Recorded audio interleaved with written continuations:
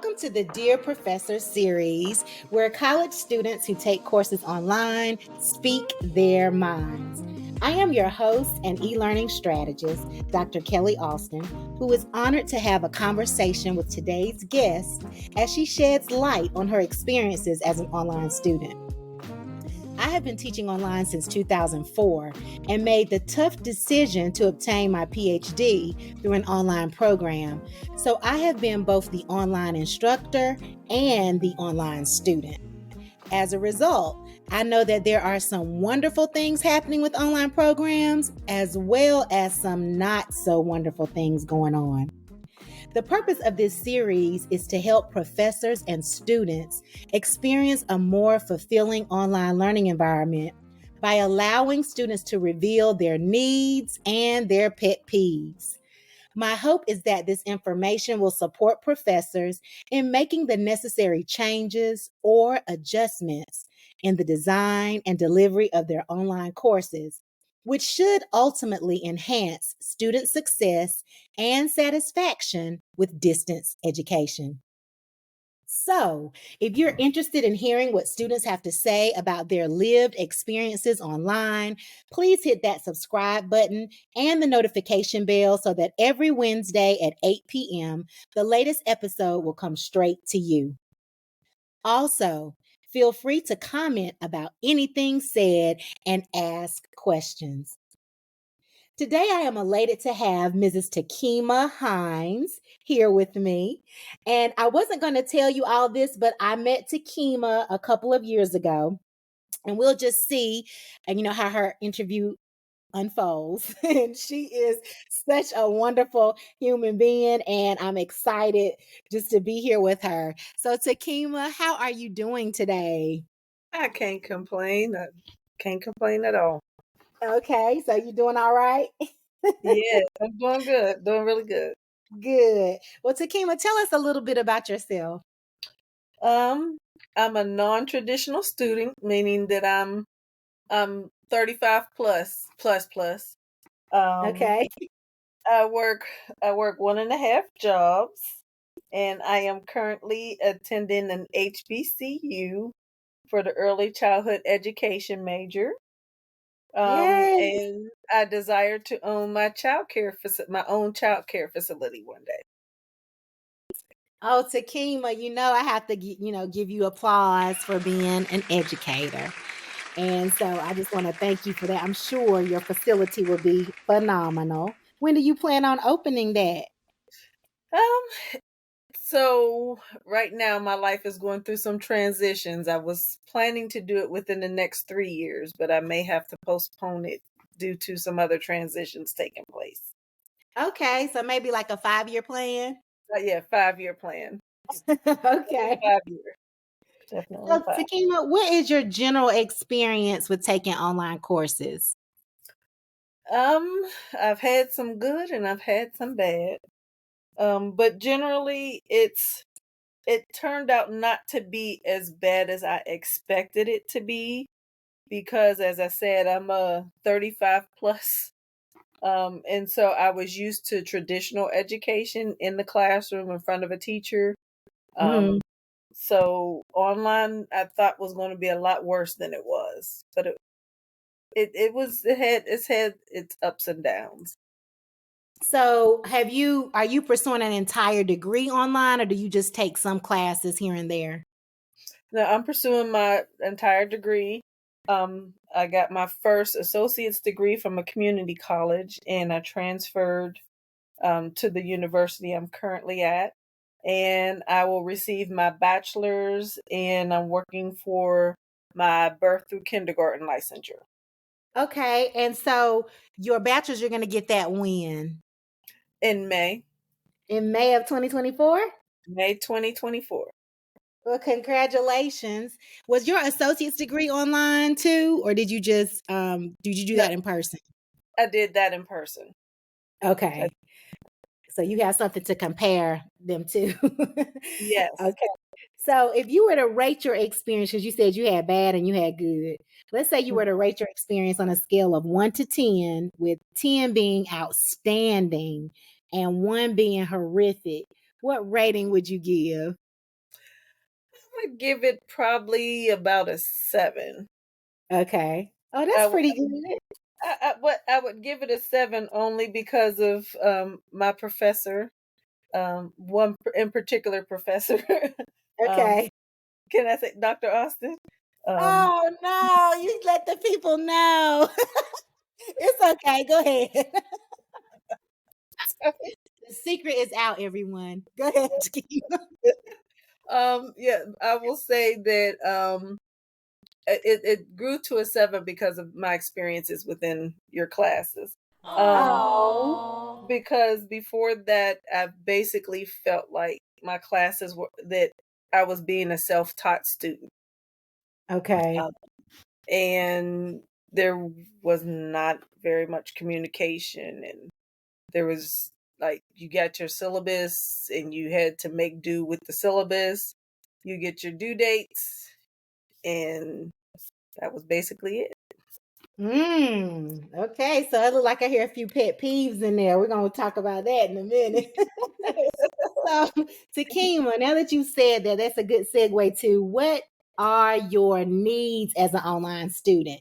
Now, when I say a need, I mean something that you require because it is essential or very important to you. When you're taking an online class, what would you say that you need to be successful in the virtual classroom? Okay. In the virtual classroom, a need is a schedule. Okay. Definitely have to have a schedule for yourself, for your classes. Um, so you definitely have to have a schedule. For me, a personal need is I need my grades posted so that I know. Because as I said, some of the professors, all they did were give the assignments and you turn it in, and then you will be waiting for the grades because you weren't receiving any feedback, so you practically didn't know. Um, so I'm sorry, posted grades. Mm-hmm. I needed responses from the teacher. I needed the syllabus, clear explanations, and I needed for myself some self discipline. Okay. For yourself, you need self-discipline. Okay. All right. So it sounds like you needed a schedule. So some organizations, and when you say a schedule, you mean for them to provide you a schedule, or are you saying your own schedule? Like you need to keep a schedule? Well, it would be both. So Okay. this so the schedule that's on the syllabus, you Hmm. know, I definitely needed the schedule as far as what dates, Okay. um, and so that's kind of what I needed the schedule from the professors. But like my personal schedule, I had to work it out because, as I said, I'm working one and a half jobs. Um, Okay. and at one time, I was taking 3 classes and Mm, working the one and a half jobs. And if I didn't have my own schedule set up, it could definitely get overwhelming. Um, right. because, as I said, you kind of feel like you're self-taught sometimes. Uh, Right. and so you definitely have to read the materials and you definitely have to do the assignments to the best of your ability, and that takes time. Well, Takima, you made me think about something. So when you said you took 3 classes, what do you consider like a heavy load for you as someone who's a non-traditional student and you're working those one and a half jobs? Like what's a heavy load? So the 3 classes was a heavy load. I definitely would not have done more than 3 classes. Okay. Um, and I guess a heavy load would have been, luckily I would always have, when I would take the 3 classes, it was almost like I would have 2 classes that were very intense. Mm-hmm. And then there was always like another class that was a little less intense. Oh, Um, so it kind of helped with the balance. Like one class I had was PE, believe it or not, online. oh, my So daughter did that this summer. She took PE online. Oh, maybe it it was last summer. One of the summers she took it online. It was interesting. How did you like that? it was interesting. But it challenged me because I didn't realize, I always felt like I had to be in front of someone to do PE. Right. But the things that I had to do, like get a Fitbit and, Mhm. the details that they needed, the stuff we had to record based off of what we did, and the screenshots that we had to send from our Fitbit report. It was kind of interesting, but it was nice because it was something that I wanted to do anyway, which was work out. So Okay. it gave me an excuse to work out and get my schoolwork done. No, right. So when we were little, we would never have thought of PE through a computer, right? Never. Well, I remember my daughter, she had to do, I think they were learning about golf or something, and she got the yardstick and a ball, and she had to demonstrate, I guess, her swing or something. She was downstairs. I thought that was hilarious. So it does make you be innovative when you have to teach classes online. So it is Yes. possible.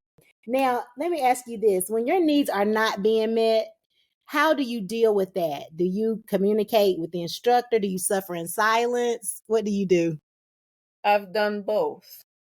Mm, Um, I've reached out to some professors, hmm. and they on their syllabus it would say they had a 48-hour turnaround, Right. and my email would tell me there's been no response for 7 days.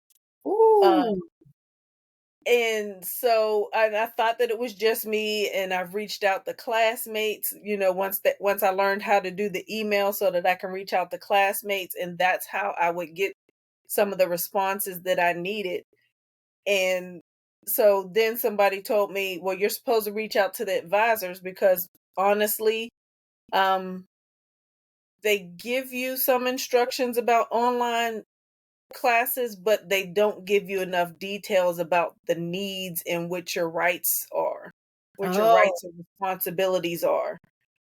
That's not stressed enough because some of the classmates said, "Well, you're supposed to reach out to your advisor."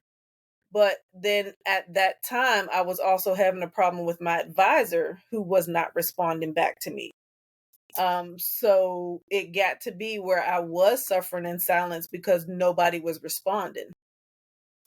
so they were Um, telling you to reach out to your advisor about an issue with your class when you're asking yeah, an instructor a question? yes. That's interesting. Hmm. Um, and then it just got, but then I reach out to the advisor, and the advisor wouldn't respond. And then when the advisor finally did respond, the advisor was like, "Well, she had a very heavy load. That her Right. load was very heavy, and she apologized." But I was like, "Yeah, I hear you apologizing, but what happens if I don't get the grade that at least I will say online made me not want to be a perfectionist. It took me out of my perfectionist thing. I was Mm, one of those people who I felt like I had to get only A's or B's, but right. being online, it took me to at least if I just at least get a C, I passed the course Oh, wow. because of the lack of responses. Okay. And so that was you must be a mind reader. I was gonna ask you, have you found your motivation or your grades to suffer when your needs are not being met? And look at you. You're Yes. already tapping on that. Yes. Wow. So, okay, Takima, so you've been so transparent. Let's keep it going. Do not tiptoe through the tulips or walk on eggshells. What Okay. are your pet peeves? And let me just share with the audience what we mean by pet peeve, just in case somebody's not familiar with that Okay. term. A pet peeve is a minor annoyance that an individual finds particularly irritating, something that bothers you more than it bothers others. So your pet peeve, Takima, may be different from somebody else's, and that's absolutely fine. So what annoys you, and you kind of share some of them about about online courses. Yes. So, the professors not responding is my number one pet peeve. Um, be because it definitely made me feel like I was teaching myself. I felt like I was paying to teach myself. So that's number one pet peeve. Or my second one is the instructor not giving clear instructions of their expectations. Mm, Um, they would give you a syllabus, and the instructions would be very vague. Um, Okay. and you're entering the information according to the syllabus, and then when you're like, okay, I met everything it says on the syllabus, and then they go back and they grade it and they don't give you the points, and you're like, but I did that. And they're like, no, I wanted this. And then I'm like, your instructions were very vague. They didn't go into detail exactly what you wanted. So I was doing according to the syllabus, and this is what I had. But Mm-hmm. so there was that. But as far as that, so one of my pet peeves was group work, group Okay. work with because the group work being online, you don't have that ability of the 2 or 3 days where you actually get to see and meet with your people in person to do group work.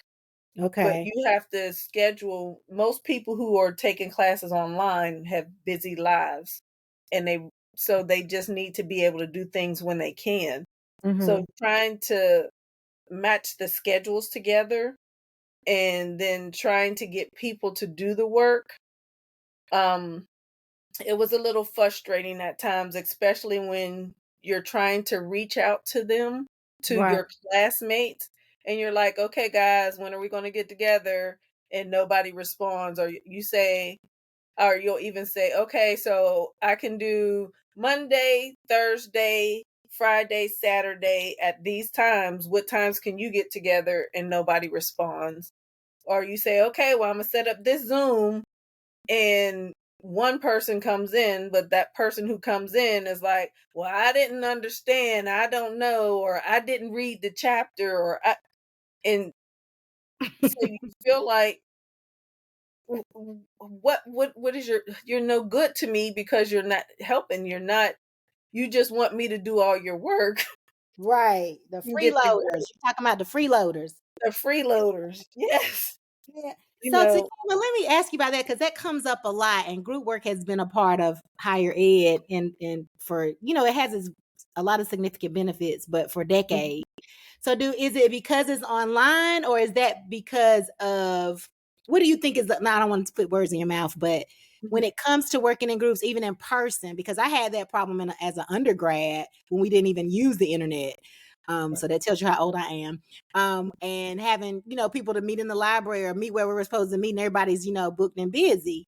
So what do you think is the root cause of people not giving their all when it comes time to work with other people? um I feel that it is a person's lack of responsibility. Okay. Um, I I I I just feel that that's a personal lack of responsibility on people's parts. Because people will only do what they were taught to do as a person, Mm-hmm. and I believe as a society more now than in the past, we have let people feel like they're entitled to everything and that you don't have to work for anything. Ooh, say that for the people in the back again. A little bit louder. Yes, and amen. Yes. Yeah, they want to So A just because they showed up for the class, right? right, right.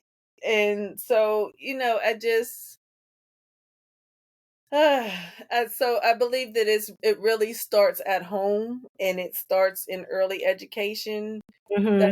That's why I'm in early education, but I think it just the routines and the way that people are brought up, um, Exit. I think has a lot to do with it. Because if they're not expected to give anything, then they don't know that they're really supposed to put out anything. Um, Good. so That makes sense. Well, guess what? You've already made it to our final segment, which is called Dear Professor. okay, And this is where you get the opportunity to share your heart with a fellow professor that you have in mind. okay. So I want you to imagine that there's an online bulletin board out there in cyberspace with sticky notes Mhm, or messages from students to professors. mhm. As our featured scribe, share with us the note you would leave one of your online college professors. Okay. So a note that I would leave for one of my professors, the only one that comes to mind is this would go to Dr. Austin. Oh. And mine would say, Dr. Austin, you are the best online professor I've ever had. Don't take on so many classes in the future because you care a lot about students, and us students can cause you to fall behind.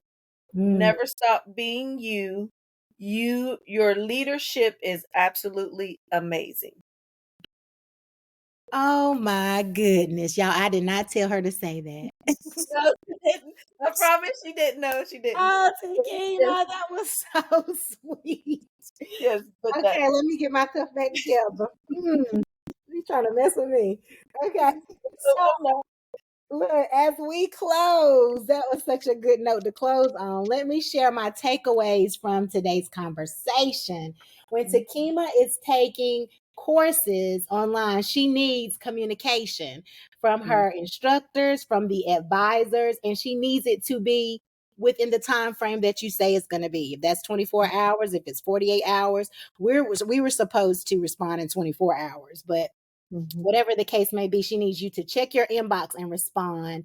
She needs clear instructions and expectations when it comes to assignments, right? She wants you to give her specifics about what you're looking for. And I don't know if we didn't even get into, what that would entail, Takima, like what you would need to see in terms of instructions being more clear. Maybe you could just tell us that real quick. So, mhm. what helps you to know, what are some things that helps you to know exactly what they're looking for in an assignment? Okay, so some of the things that help would be, so if you're saying, I would love for you to answer this question in paragraph form. Mhm. Um, and I answer the question in paragraph form based on the order of your, because most of the times when they want to answer in paragraph form, they have more than one question attached to it. Okay. Um, and so if if I'm answering it and you have multiple questions, do you want me to put like make it a paragraph per question, or do you want just one block of information, or do you have a minimum amount of sentences that you would prefer for me to answer this? I know in most paragraphs are, you believe there's supposed to be at least five sentences, Right.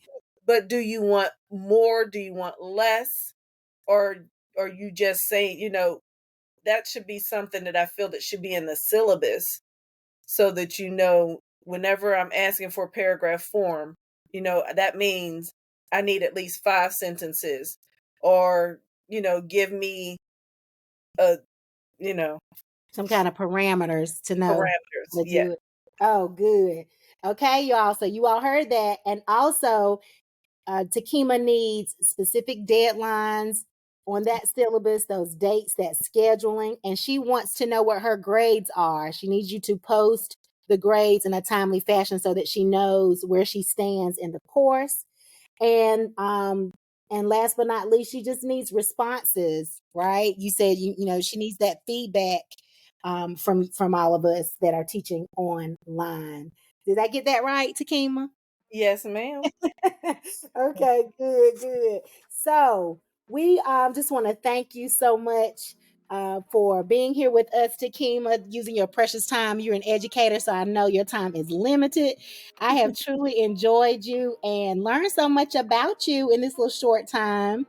And I know that there are other online students who were cheering you on as you spoke, and there are instructors all over the land who appreciate hearing the naked truth. Because, on those student ratings, sometimes we don't tell the truth. Right. You may feel like, well, they might miss on my grade, or they might, whatever the reason may be. But now Yeah. you're here and you got to share that naked truth with us. So I want to wish you well as you complete your bachelor's degree requirements and graduate in May 2024. Yeah. Yay! Achieving that milestone is something that you should be proud of. And I cannot let you leave without letting you know how much you are needed in the field of education. So I hope that you stay, that you open that center, because our little ones are so precious and they need loving, passionate educators who will not only teach them, but nurture them as well. Thank you. Thank you all for joining us. Remember to comment, like, and share. I look forward to spending time with you next week on the Dear Professor series, where college students who take courses online speak their minds. Bye-bye.